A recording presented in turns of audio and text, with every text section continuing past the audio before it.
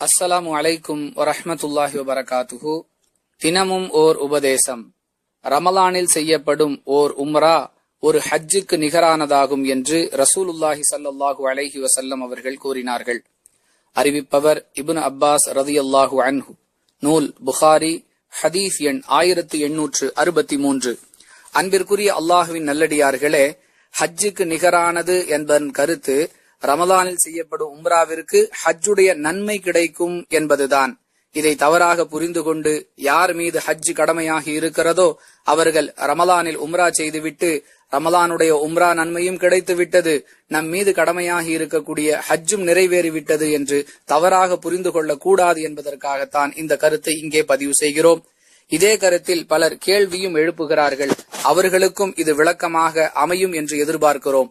அன்பிற்குரிய அல்லாஹுவின் நல்லடியார்களே, யாருக்கு அல்லாஹ் ஹஜ்ஜை கடமையாக்கி இருக்கிறானோ அவர்கள் அதை நிறைவேற்ற வேண்டும். அதற்கு பிறகும் அவர்களுக்கு சக்தி இருக்கும் என்று சொன்னால் ரமலானில் ஒரு உம்ராவை நிறைவேற்ற வேண்டும். ஏனென்றால் இதை அல்லாஹுடைய தூதர் அவர்கள் ஆர்வமூட்டி இருக்கிறார்கள். இதற்கு பிறகும் ஒருவருக்கு சக்தி இருந்தால் அந்த பொருளாதார வளங்களை கொண்டு தம்மை சுற்றியுள்ள தேவையுள்ள மக்களுக்காக செலவிட்டு அதன் மூலமாக இறை திருப்தியை பெறுவதற்காக முயற்சிக்க வேண்டும். அல்லாஹ் விளங்கி செயல்படுவதற்கு உதவி செய்வானாக.